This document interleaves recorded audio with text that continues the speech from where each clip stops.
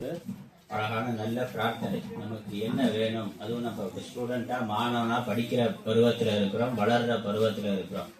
இப்போ நமக்கு என்ன வேணும் அப்படின்னு ஒரு மாணவன், ஒரு தமிழ் மாணவன், நம்மளாம் யாரு தமிழ் தானே நமக்கு முக்கியமாக தாய்மொழியா இருக்கு. தமிழ்நாட்டில் இருக்கிறோம். தமிழ் தாய்மொழியா இல்லைனாலும் தமிழ்நாட்டில் இருக்கிறோம். தமிழ் தாய்மொழியா இருந்தாலும் தமிழ்நாட்டில் இருக்கிறோம். தமிழ் தானே முதல் மொழி தானே. அப்புறம் இங்கிலீஷ், அப்புறம் சம்ஸ்கிருதம், ஹிந்தி, வேற ஏதாவது படிக்கலாம், அது நம்மளுடைய சாய்ஸ். ஆனா அடிப்படையா நமக்கு நம்முடைய தாய்மொழி சரியா தெளிவா பேசவும் எழுதவும் படிக்கவும் தெரிஞ்சிருக்கணும். அதுதான் ஸ்கூலுக்கு போறதுக்கான, பள்ளியில போய் படிக்கிறதுக்கான அடையாளம். எனக்கு ஹிந்தி தெரியும், இங்கிலீஷ் தெரியும், பிரெஞ்சு தெரியும், ஆனா என்னுடைய தாய்மொழி தெரியாதுனாக்க அது அவமானம். நல்லா தெரியணும், நமக்கு நம்முடைய மொழி நல்லா பேசவும் எழுதவும் தெரியணும். அதற்காக ஒரு பிரார்த்தனை. எப்படி என்ன வேணும் அப்படின்னு சரஸ்வதி தேவிட்ட, தமிழ் தாயிட்ட, தமிழ் தாயவே சரஸ்வதி தேவியா சொல்லி தமிழ் தாயிட்ட, தமிழ் தாயே சரஸ்வதி தேவி, மாதா சரஸ்வதி, தமிழ் வாணி, எனக்கு இதெல்லாம் கொடுங்க. வாணின்னு இருக்கு, தமிழ் வாணின்னு இருக்குல்ல.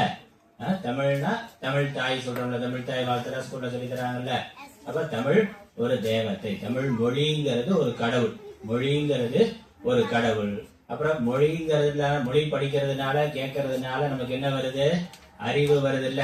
அப்ப அறிவு கல்விக்கான தேவதை என்னது, யாரு, சரஸ்வதி. சரஸ்வதி தானே. ஸ்கூல்ல போய் நம்ம படிக்கிறோம், அறிவு வர்றதுக்காக படிக்கிறோம். அறிவு வர்றதுக்கு முக்கியமா என்ன தேவை, மொழி அறிவு இருக்கணும். நல்ல தமிழ் அறிவோ இல்ல இங்கிலீஷ் அறிவோ சம்ஸ்கிருத அறிவோ இருந்தா தான் அந்த மொழியில இருக்கக்கூடிய நூல்கள் எல்லாம் நமக்கு நல்லா புரியும். அதானே. திருக்குறள் நல்லா புரியணும், வார்த்தையெல்லாம் தெரியணும்னா அந்த தமிழ் எழுத்துக்கள் தெரியணும்ல. அதோட எழுத்துக்கள் சேர்ந்து வார்த்தையை படிக்க தெரியணும். ஒரு வார்த்தைக்கு என்ன அர்த்தம்ங்கிறது நமக்கு தெரியணும். இப்போ மொழி எந்த அளவுக்கு நமக்கு நல்லா ஆழமா தெரிஞ்சிருக்கோ, அந்த அளவுக்கு நம்முடைய கல்வி நல்லா இருக்கும். படிக்கிறதும் மனப்பாடம் பண்றதும் புரிஞ்சுக்கிறதும் அதுபடி செயல்பட்டு நம்ம வாழ்றதும் ரொம்ப ஈஸியா, ரொம்ப எளிதா இருக்கும். அதனால எல்லாத்துக்கும் அடிப்படை மொழி தான். மொழி சரியா இல்லைனாக்கா படிப்பு சரியா வராது. நமக்கு கஷ்டமா இருக்குல்ல, பாட்டெல்லாம் மனப்பாடம் பண்றது. ஏன்னா எழுத படிக்கிறதே கஷ்டமா இருக்கு. தமிழ் தாய்மொழியா இருக்கு, தமிழ்நாட்டில் இருக்கிறோம். 5வது 7வது 8வது படிக்கிற பசங்களே தமிழ் சரளமா நமக்கு படிக்க முடியல, இங்கிலீஷ் மீடியத்துல படிக்கிறதுனால. தமிழ் நம்மளுடைய தாய்மொழி சரளமா நமக்கு படிக்க தெரியல. அதனால தைரியமா பேசுறதுக்கு தெரியல. பேசுனாக்கா தமிழா பேசுறது இல்ல, இங்கிலீஷ் கலந்து தமிழ் வார்த்தையா, தமிழ் மொழியில பேசுறோமா இங்கிலீஷ்ல பேசுறானான்னு புரிய மாட்டேங்குது. அப்படிதான் பேசுறோம். நல்ல தமிழ் வார்த்தை சொன்னா நமக்கு தெரிய மாட்டேங்குது. தமிழ் பாட்டெல்லாம் கேட்டா புரிய மாட்டேங்குது. இப்ப சினிமா பாட்டே அவன் இங்கிலீஷ் வார்த்தையா தான் போட்டு எழுதுறான். படத்துக்கு பேரே இங்கிலீஷ் வார்த்தையா தான் வைக்கிறான், தமிழ் வார்த்தையில வைக்கிறானா? என்ன மேடம் போயிட்டோம். தெரியும் வந்துட்டு இருக்காங்கல்ல, அந்த அக்கா கூட்டிட்டு போ. சரி, இங்க பார்க்கலாம். அதனால நம்ம தெரிஞ்சுக்கணும்னா அதுக்கு தமிழ் தாயோட அருள் நமக்கு வேணும், சரஸ்வதி தேவியோட அருள் நமக்கு வேணும். அதுக்குனால பாரதியார் என்ன பண்றார், நம்ம ஸ்டூடெண்ட் மாணவர்களுக்காக தமிழ் தாயே சரஸ்வதி தேவியே, தமிழ் மாதாவே, எனக்கு இதெல்லாம் கொடுங்க.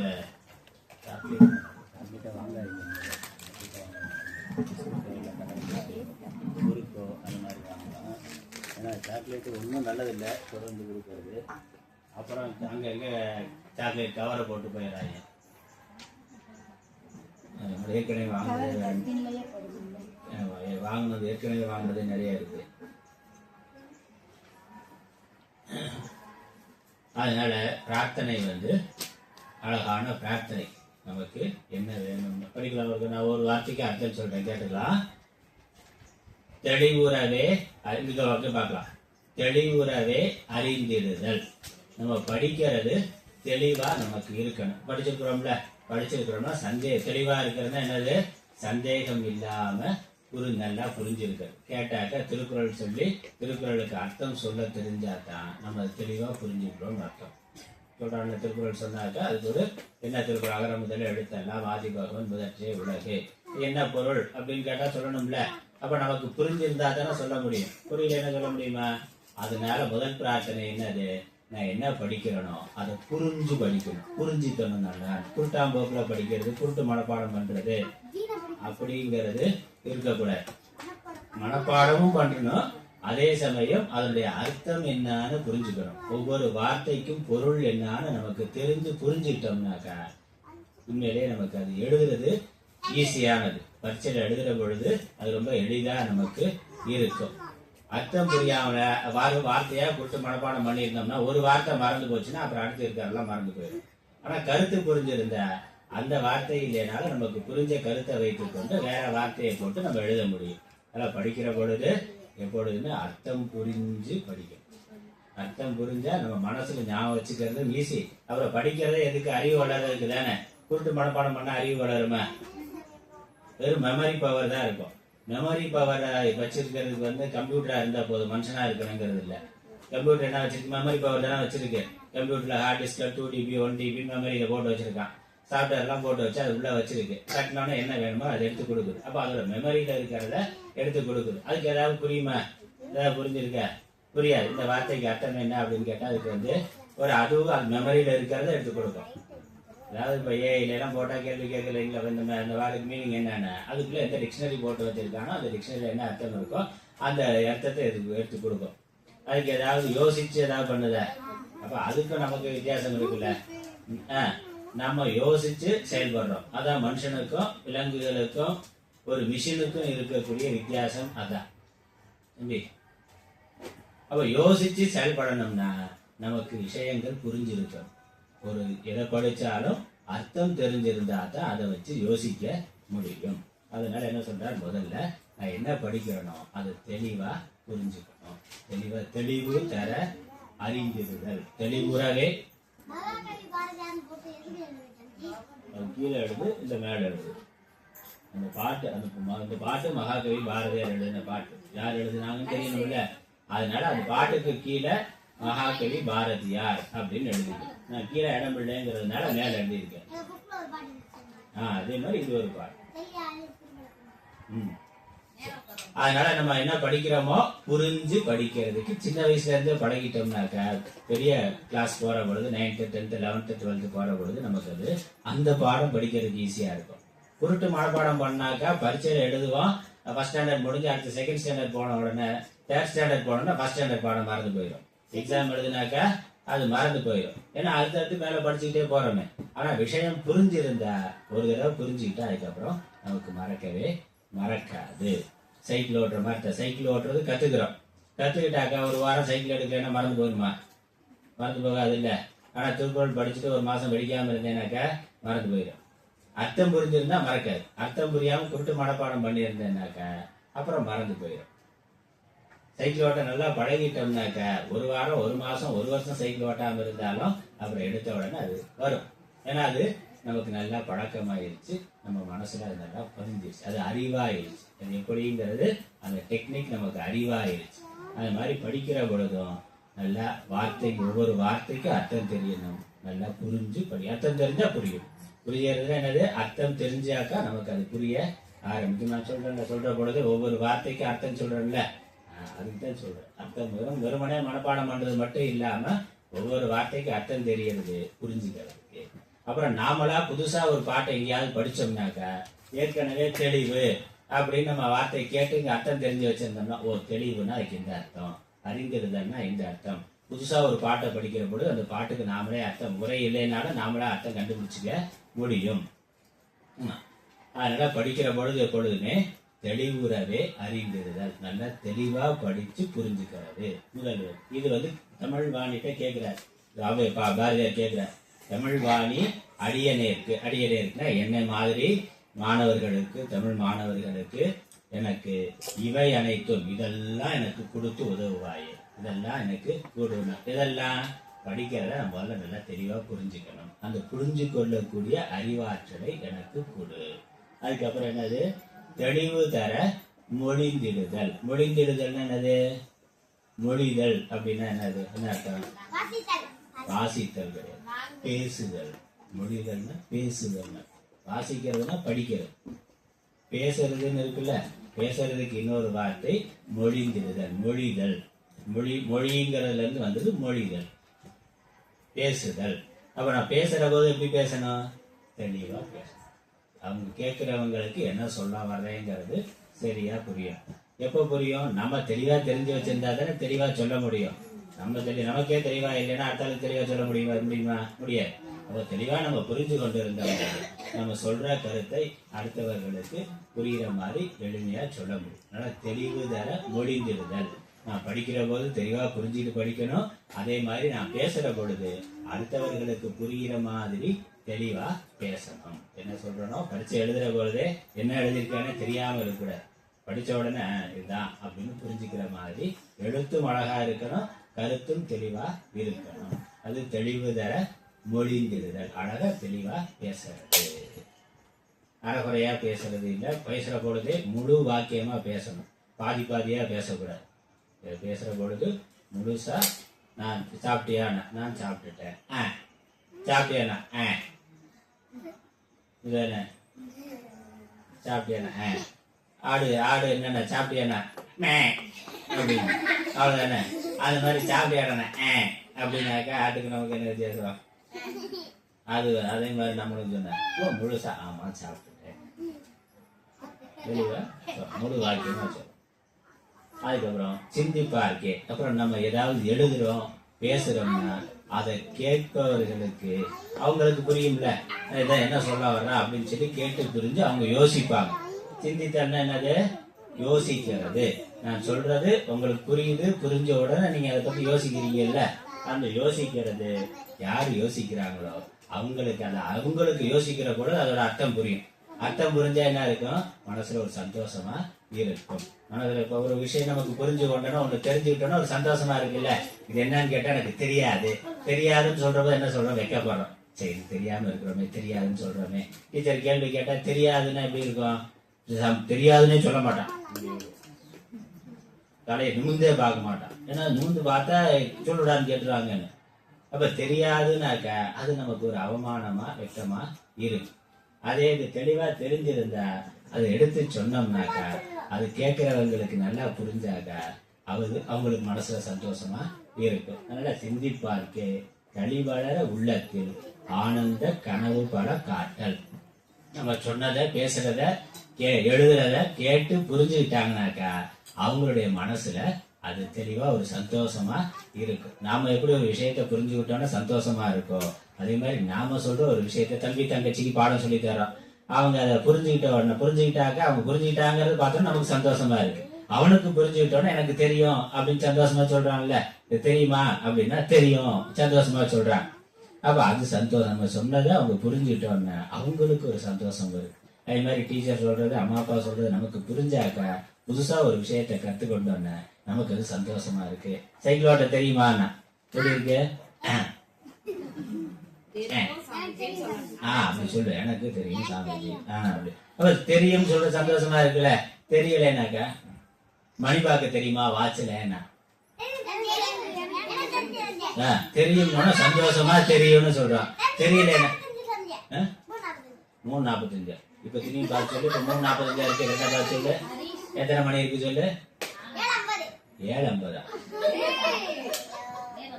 மாத்தி சொல்றடா. சின்ன முள்ளைங்களா இருக்கு, பெரிய முள்ளைங்களா இருக்கு. நீ சொன்னது கரெக்டு தான். எனக்கு தலைகளா சொல்லடா. சின்ன முள்ளை எங்க இருக்கு? 10ல இருக்கு. 10ன்னா 50. 10:35. நீ மாத்தி சொல்ற. 7:50னாக்க பெரிய முள்ள சின்ன முள்ள கணக்கு பண்ணி, சின்ன முள்ள பெரிய முள்ள கணக்கு பண்ணி சொல்ற நீங்க. இப்ப ராத்திரி 7:50 ஆகுது. பட்ட பகல்ல 10:35 7:50 சொன்னேனாக்கா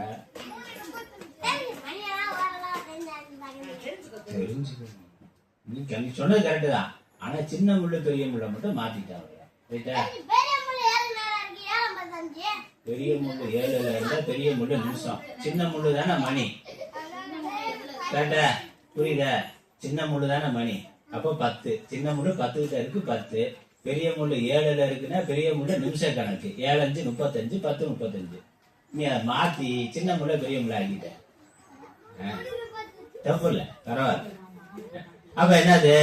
தெரியலைனாக்கா நமக்கு வெக்கமா இருக்கு. தெரிஞ்சாக்கா சந்தோஷமா இருக்கு. எனக்கு தெரியும் சைக்கிள் ஓட்ட தெரியும், எனக்கு மணி பார்க்க தெரியும், எனக்கு பாட்டு பாட தெரியும், எனக்கு கதை சொல்ல தெரியும் அப்படின்னு தெரிஞ்சா சந்தோஷமா இருக்கு. அதனால நம்ம சொல்ற போது அதே மாதிரி அடுத்தவங்களும் அதை புரிஞ்சுக்கிட்டாங்கன்னா சந்தோஷப்படுவாங்க. அதனால பாரதியார் என்ன கேட்கிறாரு, கவனி கவனி, பாரதியார் என்ன பிரார்த்தனை. ஹலோ மேடம், நீங்க பாருங்க, நீங்களா ஏதோ டிஸ்கஸ் பண்ணிட்டே இருக்கீங்க, நீங்க நான் சொல்றது கொஞ்சம் கேளுங்க, அப்புறம் நம்ம பேசிக்கலாம். அப்ப நான் ஒரு விஷயம், நம்ம ஒரு விஷயத்த பேசினாக்கா, நம்ம ஃப்ரெண்ட்ஸ் கிட்ட பேசினாக்கா, இல்ல அம்மா அப்பாட்டு ஏதோ ஒரு விஷயத்த சொன்னாக்கா, நம்ம சொல்றது தெளிவா சொன்னா அவங்களுக்கு அது சரியா புரிஞ்சுக்குவாங்க. புரிஞ்ச உடனே சந்தோஷப்படுவாங்க. ஆனா பரவாயில்ல, நம்ம பையன் நல்லா தெளிவா கருத்து சொல்றான். டீச்சரும் சந்தோஷப்படுவாங்க, பரவாயில்ல நம்ம சொல்லி கொடுத்தத அழகா தெளிவா திரும்ப சொல்றான் அப்படின்னு கேட்ட உடனே அவங்களுக்கு ஒரு சந்தோஷமா இருக்கும். ஒண்ணுமே புரியல, என்னடா ஒண்ணுமே புரியலடே, எதாடா இப்படி படிச்சது, என் பேரை கெடுக்காதடா அப்படின்னு சொல்லுவாங்க. புரியுதானே? அதனால சந்தோஷமா இருக்கு. கேட்கிறவங்களுக்கு நம்ம பேசுறது கஷ்டமா இருக்கக்கூடாது, சந்தோஷமா இருக்கணும். ரைட்டா? நம்ம ஏதாவது கெட்ட வார்த்தை இல்ல தப்பா பேசணும்னாக்கா அவங்களுக்கு எப்படி இருக்கும் கேட்டாக்கா? வருத்தமா இருக்கும்ல. கடினமா கோபமா பேசுறது, இல்ல கெட்ட வார்த்தை பேசுறது, அப்படி அறகுறையா பேசுறது, இல்ல ஏதாவது தவறான ஒரு கருத்தை மனசுல வச்சுட்டு பேசுறது. சொல்றது கேள்வி, எழுதுனதுக்கு மேல அர்த்தம் கேளு, அப்புறம் எழுதலாம். அப்ப அதெல்லாம் வருத்தமா இருக்கும். இப்ப நாம சொல்றத பேசுறத கேட்கிறவங்களுக்கு சந்தோஷமா இருக்கணும். அந்த மாதிரி நான் நல்ல விஷயத்த பேசணும், கேட்கிறவங்களுக்கு புரியுற மாதிரி பேசணும். ரெண்டு, நான் பேசுறது முதல்ல தெளிவுறவே மொழிந்திடுதல். என்னது? நல்ல விஷயத்த பேசணும், நல்லா பேசணும். பேசுற பொழுது நல்லா தெளிவா பேசணும். அடுத்த வரி என்ன சொல்றது? அது கேட்கிறவர்களுக்கு சந்தோஷமா இருக்கணும்னா நான் நல்ல விஷயத்தையே பேசணும், கண்ட விஷயத்தெல்லாம் பேசக்கூடாது. நல்ல விஷயமா கேட்கிறவங்களுக்கு மகிழ்ச்சியா சந்தோஷமா இருக்கிற மாதிரி இனிமையா அன்பா நல்ல ஒரு கருத்து, நல்ல அறிவு வர்ற மாதிரி பேசணும். அடுத்தது அப்புறம் என்ன? உள்ளத்தில் ஆனந்த, அவங்க கேட்டா அவங்களுக்கு மனசுல புரிஞ்சுக்கிட்டு அவங்களுக்கு நிறைய கற்பனைகள் வரணுமா. அதை பத்தி கேட்டா, கதையெல்லாம் கேட்டா நமக்கு ஒரு சுவாரஸ்யமா கற்பனை வருது இல்ல, அந்த மாதிரி ஒரு கவிதை நயத்தோட கற்பனை வளர்க்கிற மாதிரி பேசணும். சரி, அடுத்தது அதுக்கப்புறம் இன்னும் நல்லா பேசினா, ரொம்ப உருக்கமா பேசினாக்கா கேட்கிறவர்களுக்கு மனசு உருகி கண்ணீர் வரும்னா, அந்த பக்தியினால அன்புனால மனசு உருகிற மாதிரி அழகா நல்லா திருவாசகம்லாம் பாட்டெல்லாம் எழுதுறாங்கல்ல.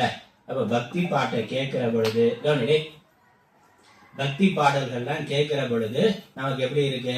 மனசு உருகுற மாதிரி, கண்ணில் சந்தோஷமா கண்ணீர் வருது. சோக கண்ணீர் இல்ல, மகிழ்ச்சியா நல்ல விஷயத்த ரொம்ப அழகா மனசு ஈடுபட்டு கேட்டோம்னா நம்ம அறியாம ஒரு மகிழ்ச்சியில சந்தோஷத்துல கண்ணுல இருந்து தண்ணீர் வரும்.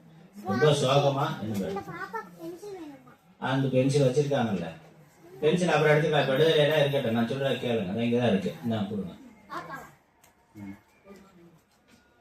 சரி, அப்ப என்னது? கேட்கிற பொழுது கேட்கிறவருடைய மனசு உருகுற மாதிரி அன்பு இருக்கணும், கனிவு இருக்கணும். ஒரு மாம்பழம் நல்லா பழுத்து இருந்தா அப்படி கையில் எடுக்கிற போது அப்படி கொஞ்சம் குழ குழன்னு இருக்கு, ஜூசியா இருக்குல்ல, அந்த மாதிரி ஜூசியா இருக்கிற மாதிரி பேசணும். கேட்கிறவங்களுக்கு மனசு அதனால அப்படி ஐஸ்கிரீம் உருகுற மாதிரி உருகணும். அப்படி பேசுறது. கவிதை எழுதுனாக்கா அந்த மாதிரி கவிதை எழுதணும். ஒரு கதை எழுதுனாக்கா அதுல அப்படியே உருகி போற மாதிரி எழுதுற திறமையை எனக்கு கொடுங்கன்னு கேட்கிற பாரதியார். என்ன கேட்கிறாரு? நான் ஒரு பாட்டு எழுதுனா, கவிதை எழுதுனா, கேட்கிறவங்க மனசு அதுல அப்படியே லயமாகிற மாதிரி. ஐஸ்கிரீம் சாப்பிட்டா அப்படியே மனசு லயமாயிருது இல்ல, அப்படியே மறந்துடுறான். ஐஸ்கிரீம் உள்ள போறவது அப்படியே உலகத்தை மறந்துடுறான். அந்த மாதிரி நான் எழுதின பாட்டை படிக்கிறவங்க அப்படியே உலகத்தை மறந்து அதில் அப்படியே மெய் மறந்து இருக்கிற மாதிரி எழுதுறக்கூடிய திறமை, எழுத்து திறமையை எனக்கு கொடு அப்படின்னு கேட்கிறேன். இதெல்லாம் நமக்கு வேணும்ல. பின்னாடி இப்ப நம்ம ஸ்கூல் பாடத்தை எழுதுறோம், நல்லா வளர்ந்து நம்ம நல்லா ஆயிட்டோம், நம்ம ஒரு கவிதை எழுதலாம், கவிஞர் ஆகலாம், நல்ல எழுத்தாளர், நல்ல கட்டுரைகள் எழுதுற மாதிரி எழுதலாம், நல்ல கதையாசிரியர், நல்ல கதைகள் எழுதலாம், இருக்கிற அதெல்லாம் ஆகலாம்ல. ஒரு மணி ஆனா டாக்டரா தான் அவன், இன்ஜினியரா தான் அவன், என்ன இதெல்லாம் ஆகலாம்ல. இவ்வளவோ கதைகள் கதை புக்கெல்லாம் நம்ம படிக்கிற போது இன்ட்ரெஸ்டிங்கா இருக்கு. அப்ப நாமளும் ஒரு நல்ல கதாசிரியரா ஆகலாம், நல்ல கவிதை எழுதுறவரா ஆகலாம், நல்ல ஓவியரா ஆகலாம், நல்ல பாட்டு எழுதுறவங்களா பாட்டு பாடுறவங்களா ஆகலாம் அப்படின்னு அதெல்லாம் பிரார்த்தனை பண்ணலாம். எனக்கு இந்த மொழி நல்லா இருந்தாக்க அதெல்லாம் கிடைக்கும். அப்ப அந்த கவித்திறமை எனக்கு வேணும்னு கேட்கிறேன். நான் ஒரு நல்ல கவிஞனா ஆகிற மாதிரி கேட்கிறவங்க மனசு அன்புனால பக்தியினால உருகுற மாதிரி நல்ல கவித்திறமை எனக்கு வேணும் அப்படின்னு சரஸ்வதி தேவிட்ட தமிழ் தாயிட்ட பிரார்த்தனை பண்ற. கண்ணீர் துளி வர உள்ளுருக்குதல்.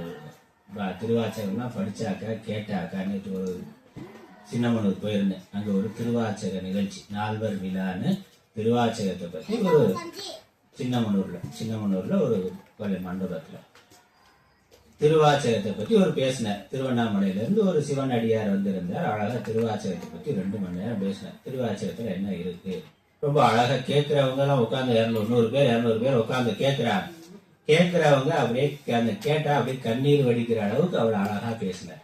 நல்லா பேசினார். உண்மையிலே நல்ல கருத்துக்களை சொன்னார். திருவாச்சகம் பாட்டே அப்படி இருக்கிறது. அதுல அவரு திருவாச்சகம் நம்ம திருக்குறள் மாதிரி ஒரு பக்தி இலக்கியம், பக்தி சிவனுடைய பெருமைகளை சொல்லுகின்ற ஒரு, நம்ம சிவபுராணம் படிக்கிறோம்ல, போன வாரம் படிச்சோம்ல, அங்க உட்காந்து காசி விஸ்வநாதர் முன்னாடி உட்காந்து சிவபுராணம் படிச்சோம்ல. அந்த சிவபுராணம் திருவாச்சகத்துல இருக்கிறதா.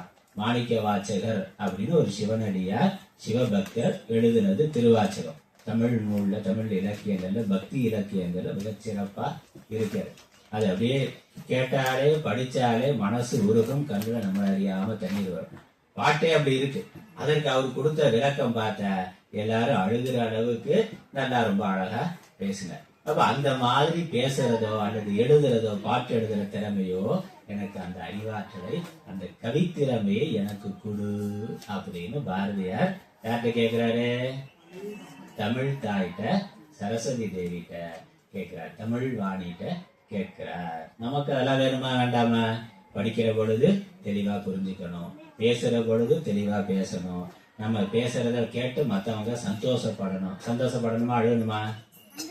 சந்தோஷப்படணும். நல்லா மேடையில அழகா சொற்பொழிவு கட்டுரை பேச்சு போட்டிலாம் வைக்கிறாங்கல்ல, நம்ம பேச்சு போட்டியில நம்ம நல்லா அழகா தெளிவா கம்பீரமா பேசி பரிசு வாங்கிட்டு போனாக்கா ஒண்ணு கேட்கிறவங்களுக்கு சந்தோஷமா இருக்கும், பரிசு வாங்கி கொண்டு போய் அம்மா அப்பாட்ட காமிச்சாக்கா அவங்களுக்கு சந்தோஷமா இருக்கும். பேசிருக்கீங்களா? நீங்க பரிசு வாங்கிருக்கீங்களா?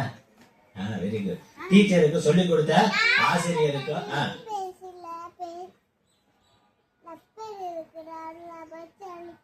இந்த ரப்பர்லயே அடிக்கலாம், அது ஒரு பெரிய. அப்ப சொல்லி தர டீச்சருக்கும் சந்தோஷமா இருக்கும், பரிசு வாங்கிட்டு போனா அம்மா அப்பாவுக்கு மகிழ்ச்சியா இருக்கும், நம்ம பேசுறத கேட்டா கேட்கிறவங்களுக்கு மகிழ்ச்சியா இருக்கும். ஆஹா, இந்த சின்ன பையன் என்ன மொழியில நீங்க எழுதுறீங்க? இந்த பக்கம் பார்க்கலாமா? ரைட். சரி, வெரி குட், அருமை. இதெல்லாம் நமக்கு வேணும். அதனால நல்ல கவித்திறமை, நல்ல பேச்சு திறமை வேணும், நல்ல எழுத்து திறமை வேணும், நல்ல புரிந்து கொள்ளக்கூடிய அறிவாற்றல் வேணும், நல்ல கவித்திறமை வேணும். ஒரு அழகான இயற்கை காட்சியை பார்த்தா அது அப்படியே அழகா கவிதையா எழுதுற மாதிரி நமக்கு தெரியும். கவிதை சினிமா பாட்டெல்லாம் கேட்கிறோம்ல, சினிமா பாட்டுல யாரோ ஒரு கவிஞர் எழுதுறாருல்ல, நல்ல தமிழ் நல்ல பாட்டா, சினிமா பாட்டுல நல்ல பாட்டா, இங்கிலீஷ் வார்த்தையெல்லாம் இல்லாம நல்ல தமிழ் வார்த்தையில அழகா இயற்கையை பற்றி வர்ணனை இருக்கிற பாட்டு, நிலாவை பற்றி வர்ணிக்கிற பாட்டு, இதெல்லாம் கேட்கிற பொழுது நமக்கு சந்தோஷமா இருக்குல்ல. நல்ல ராகத்தோட நல்ல இசையோட கேட்கிற பொழுது மகிழ்ச்சியா இருக்கு. அதே மாதிரி நாமளும் எழுதுற திறமை சரஸ்வதி தேவி தமிழ்வாணி எனக்கு கொடு. கேட்டா நல்லது தானே, கொடுத்தா நல்லது தானே, கிடைச்சா நல்லது தானே. அதுதான் பாட்டு, அதுதான் பிரார்த்தனை. அதனால நம்ம இதை மனப்பாடம் பண்ணி நோட்ல எழுதி இருக்கிறது மட்டும் இல்ல, தினம் ஸ்கூலுக்கு போறதுக்கு முன்னாடி இல்ல போயிட்டு வந்து சாமி கும்பிடுற பொழுது இந்த பாட்டை படிச்சு பிரார்த்தனை பண்ணோம்னா சரஸ்வதியோட அருளால, தமிழ் தாயோட அருளால நமக்கு இது நல்லா படிக்க. அவருக்கு சொல்லலாமா? தெளிவுறவே அறிந்திடுதல், தெளிவு தர மொழிந்திடுதல், சிந்திப்பார்க்கே களி வளர உள்ளத்தில் ஆனந்த கனவு பல காட்டல், கண்ணீர் துளிவர உள்ளுருக்குதல்,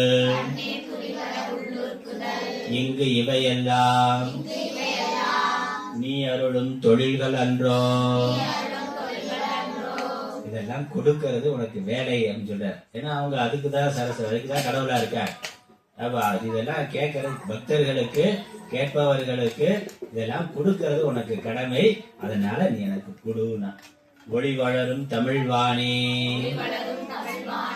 அடியனேற்கு இவை அனைத்தும் உதவுவாயே. அடியனேற்குனா அடியேனுக்கு, எனக்கு எனக்கு இதெல்லாம் கொடு, இவையெல்லாம் கொடுத்து உதவுனா, ஹெல்ப் பண்ணுனா. நான் நல்லா படிக்கிறதுக்கு சரஸ்வதி தேவி ஹெல்ப் பண்ணு, நல்லா பேசுறதுக்கு சரஸ்வதி தேவியே, தமிழ் தேவியே, தமிழ் தாயே எனக்கு ஹெல்ப் பண்ணுங்க. ஸ்கூல்ல நல்லா பரீட்சை எழுதி நல்ல மார்க் வாங்குறதுக்கு. நிறைய சிலர் நல்லா படிச்சிருப்பான், ஆனா எழுத்து கோழிக்கு இருக்கிற மாதிரி இருக்கும், அப்ப மார்க் அதனால கிடைக்காது. அப்ப என்ன, நல்ல எழுத்து எழுதுறது நல்லா இருக்கணும், அது நல்லா கருத்தாகவும் இருக்கணும், மனப்பாடம் நம்ம என்ன புரிஞ்சிருக்கிறோமோ அது அழகா தெளிவா எழுதுற திறமையும் இருக்கணும். அதனால இதெல்லாம் எனக்கு கொடுத்து உதவுங்க, நான் நல்லா இருக்கிறதுக்கு, சந்தோஷமா இருக்கிறதுக்கு, நல்ல மார்க் வாங்கி நல்ல வேலைக்கு போய் நல்லா இருக்கிறதுக்கு எனக்கு இதெல்லாம் கொடுத்து உதவுங்கன்னு பிரார்த்தனை பண்றோம். இன்னொரு தடவை படிக்கலாம். தெளிவுறவே அறிந்திடுதல், தெளிவு தர மொழிந்திடுதல், சிந்தி பார்க்க கழிவளர உள்ளத்தில் ஆனந்த கனவு பல காட்டல், கண்ணீர் துளிவர உள்ளுருக்குதல், இங்கு இவையெல்லாம் நீ அருளும் தொழில்கள் அன்றோ, ஒளி வளரும் தமிழ்வாணி. ஒளி வளரும் அப்படின்னா, ஒளினா பிரகாசம், நல்ல பிரகாசமா சரஸ்வதி தேவி, மகாலட்சுமி இவங்க எல்லாம் பார்க்கிற பொழுது, நமக்கு கோயில்ல இருக்கிற படங்களை பார்க்கிற பொழுது எப்படி இருக்காங்க, நல்லா பிரகாசமா இருக்காங்கல்ல. எதனால பிரகாசமா இருக்காங்க, ஞானத்தினால பிரகாசமா இருக்கிறார்கள். ஒளி வளரும்னாக்க நல்ல ஒளி ஒளி உடையவர்களாக இருக்கக்கூடிய, அல்லது எனக்கு நல்ல ஞான ஒளியை தந்து அருளக்கூடிய தமிழ்வாணி. அவர்கள் ஞான சுரூபமா இருக்காங்க, பிரார்த்தனை பண்ணா நமக்கும் அதை கொடுப்பார்கள். ஒளி வளரும் தமிழ்வாணி